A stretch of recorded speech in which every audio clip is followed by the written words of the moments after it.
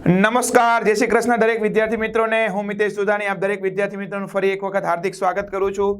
મિત્રો, આજે આપણે ટોપિકની વાત કરવી છે। ટોપિકનું નામ છે ડિબેન્ચર। જી હા મિત્રો, આગળના ટોપિકની અંદર આપણે વાત કરી હતી ઇક્વિટી શેરનો અર્થ, ઇક્વિટી શેરની લાક્ષણિકતા અને સાથે સાથે ઇક્વિટી શેરના પ્રકારો પણ જોયા હતા। જી હા મિત્રો, આજે વાત કરવી છે ડિબેન્ચર। ડિબેન્ચરની અર્થની વાત કરશું, ડિબેન્ચરની લાક્ષણિકતા અને ડિબેન્ચરના પ્રકાર। આગળના ટોપિકમાં ઇક્વિટી શેર વિશે માહિતી મેળવી। આજે આપણે વાત કરીએ ડિબેન્ચર।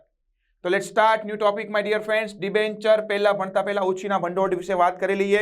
ઉછીના ભંડોળમાં પહેલો ટોપિક છે ડિબેન્ચર, ત્યાર પછી આપણે બોન્ડ, ત્યાર પછી જાહેર થાપણો, ત્યાર પછી નાણાકીય સંસ્થાઓ દ્વારા લોન અને વ્યાપારી બેંકો આપણે વાત કરવાની છે।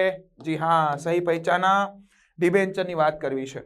ચાલો મિત્રો, ડિબેન્ચર ઉપર કામ કરીએ। ડિબેન્ચરનો અર્થ, ડિબેન્ચર એટલે શું? કંપનીમાં વધારાની મૂડીની જો રિક્વાયરમેન્ટ, જરૂરિયાત હોય તો આ મૂડી ઊભી થતા માટે, ઉછીની મૂડી મેળવવા માટે જે શેર બહાર પાડવામાં આવે એને આપણે નામ આપ્યું છે ડિબેન્ચર। મતલબ કંપનીને વધારાની મૂડીની અહીંયા શું પડી છે ભાઈ? મેળવવા માટેની જરૂર, અને એ લોકોએ જે શેર બહાર પાડ્યા છે એને આપણે નામ આપ્યું છે ડિબેન્ચર। તો ડિબેન્ચર તમને ખબર પડી ગઈ છે કંપની માટે શું છે? દેવું છે, કારણ કે અલગ અલગ શેર ધારકોએ, ડિબેન્ચર હોલ્ડરોએ જે મૂડી કંપનીને આપી છે, મતલબ કંપની પાસે એ દેવું થઈ ગયું છે, રિટર્ન કરવાના થશે।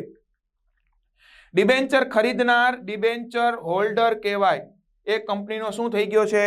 લેણદાર। કંપની અહીંયા દેવાદાર થઈ ગઈ। ડિબેન્ચર હોલ્ડરને અગાઉથી નક્કી કરેલા દરે અને નિશ્ચિત સમયે તમારે શું ચૂકવવું પડશે? વ્યાજ। વ્યાજ કોણ ચૂકવશે? તો કે કંપની, કારણ કે એ વ્યક્તિઓએ શું ભેગી કરી છે? મૂડી। કોને આપી છે? કંપનીને। કંપની માટે શું થઈ ગયું? દેવું। જે વ્યક્તિ છે એ કંપનીના ડિબેન્ચર હોલ્ડર છે, એ એના શું થઈ ગયા? લેણદાર। નક્કી કરેલ મુદ્દતે પરત પણ કરી શકાય મૂડી, માગી પણ શકે, પણ શક્ય હોય ત્યાં સુધી મૂડી પરત ન થાય અને માગે પણ નહીં, પણ એવું બની શકે સમય પ્રમાણે મૂડી પરત થાય। કંપનીના આ લાંબા ગાળાનું દેવું કહેવાય। બની શકે મધ્યમ ગાળાનું પણ હોય। કંપની માટે ખૂબ લાંબા સમય માટે નાણાંની જરૂર પડે અથવા ટૂંકા ગાળા માટે લાંબાની જરૂર પડે, ત્યારે કંપની માટે આ મહત્વનું, એટલે કે 100% મહત્વનું પ્રાપ્તિ સ્થાન છે મૂડી મેળવવા માટેનું। કંપનીની પાસે મૂડી મેળવવા માટેનું ડિબેન્ચર એ મહત્વનું શું બની જાય છે? પ્રાપ્તિ સ્થાન બને છે। ડિબેન્ચર જ્યારે બહાર પાડવામાં આવે છે ત્યારે ડિબેન્ચર હોલ્ડરોના હિતમાં, એનું રક્ષણ કરવાના હિતથી એ લોકો એમાં રોકાણ કરે છે અને મૂડી પૂરી પાડે છે। એના હિતોનું રક્ષણ કરવું જોઈએ કંપની, એના માટે ટ્રસ્ટીઓની શું કરે છે ભાઈ? નિમણૂક કરે છે। ખાસ ધ્યાન આપજો। હા, જે લોકો મૂડી રોકે છે, ટ્રસ્ટીઓ જે નિમણૂક કરે છે, શા માટે? તો કે એમને સમય પ્રમાણે નક્કી કરેલ દરે શું આપવાનું છે? વ્યાજ આપવાનું છે। જે તે ડિબેન્ચર હોલ્ડરના હિતનું રક્ષણ ટ્રસ્ટ ડીડ અનુસાર કરવામાં આવે છે। ટ્રસ્ટ ડીડ બને ભાઈ। ટ્રસ્ટ ડીડ એટલે એક પ્રકારના નિયમ અનુસારની નોંધણી, નિયમ અનુસારનું લેખિત કરાર। આ જે લોકો મૂડી રોકે છે, કંપની એના કંપની માટે દેવું છે, કંપનીનો દેવાદાર છે, તો સમય પ્રમાણે આપણે એને વ્યાજ ચૂકવવું પડશે, એટલે એમના માટે ડિબેન્ચર હોલ્ડરોના હિતના રક્ષણ કરવા માટે ટ્રસ્ટીઓની નિમણૂક થઈ છે અને ટ્રસ્ટીડ અનુસાર એ હોલ્ડરોને આયોજિત કરવામાં આવશે।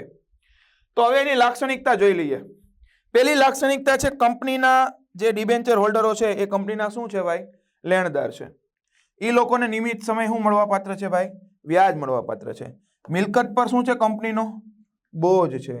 હવે એક જરૂરિયાત પણ ઊભી થતી હશે, ઘણી વખત રિક્વાયરમેન્ટ થશે, શેર બજારમાં ડિબેન્ચરની પણ નોંધણી કરવી પડે। એ એક પ્રકારનો શેર જ છે, મૂડીમાં રોકાણ છે એક પ્રકારનું। નાણાં પરત કઈ રીતે છે એની પણ આપણે ચર્ચા કરીએ। ચૂકવણીમાં પ્રથમ પસંદગી, જેમ ઇક્વિટી શેરમાં છેલ્લી તક હતી, પ્રેફરન્સ શેરમાં પહેલી તક, ડિબેન્ચરમાં પહેલી તક, એ મહત્વનું છે।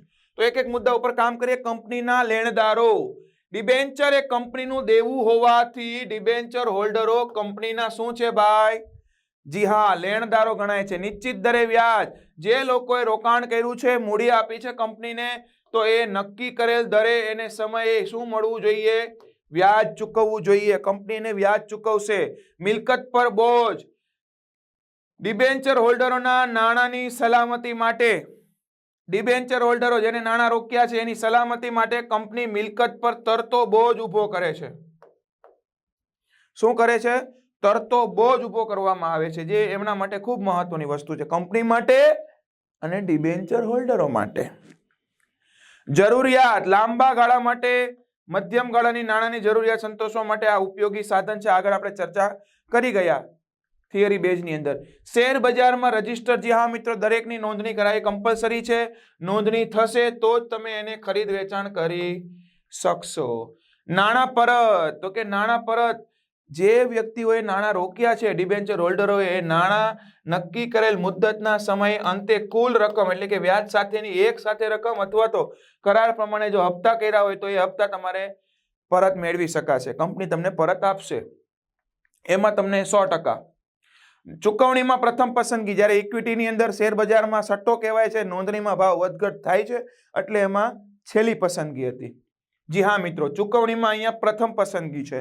ડિબેન્ચર એ કંપનીનું દેવું છે. આપણે આગળ પણ ભણ્યા, એટલે કંપનીના વિસર્જન સમયે ત્રાહિત દેવાની સાથે, ત્રાહિત એટલે ત્રીજો પક્ષકારનું દેવું, ત્રીજા પક્ષનું દેવું, ખૂબ મહત્વની વસ્તુ, એટલે એની ચુકવણી કરવામાં આવે છે.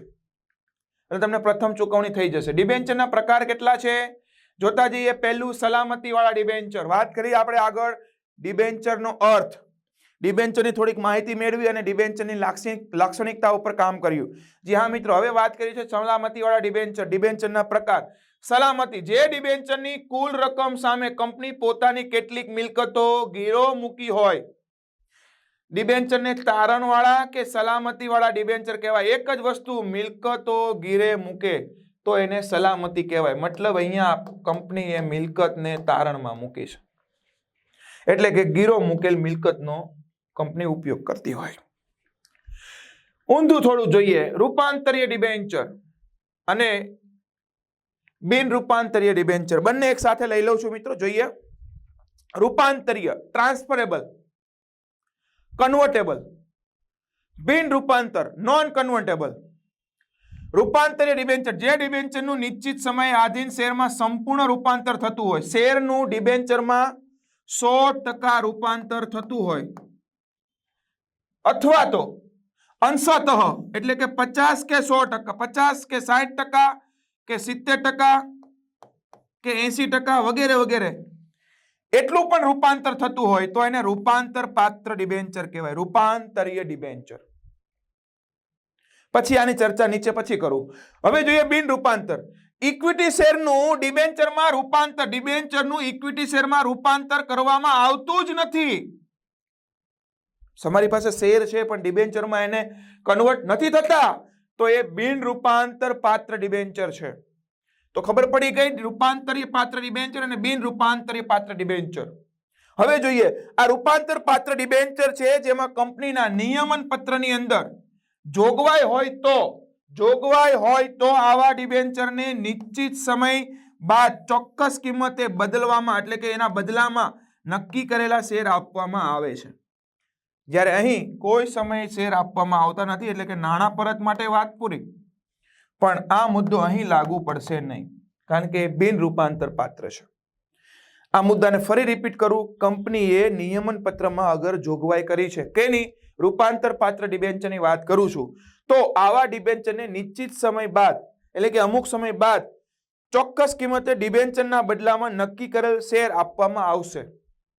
શેર આપવામાં આવશે. અહીં આપવામાં આવતો નથી, અહીંયા તો ડિબેન્ચર જે છે એ જ એના જ નાણાં પરત આપવામાં આવે છે, નહીં કે શેરના નાણાં. પણ અહીંયા શું હોવું જોઈએ? નિયમન પત્રમાં જોગવાઈ. ક્લિયર થાય છે? Thank you so much. વાત કરી ડિબેન્ચર, ડિબેન્ચરના અર્થની, ડિબેન્ચરના નાના મોટા લક્ષણો જોયા અને વાત કરી ડિબેન્ચરના પ્રકારો. ફરી મળીશું નવા ટોપિક સાથે. જય શ્રી કૃષ્ણ દરેક મિત્રોને. મળીએ નવા ટોપિક સાથે. Thank you.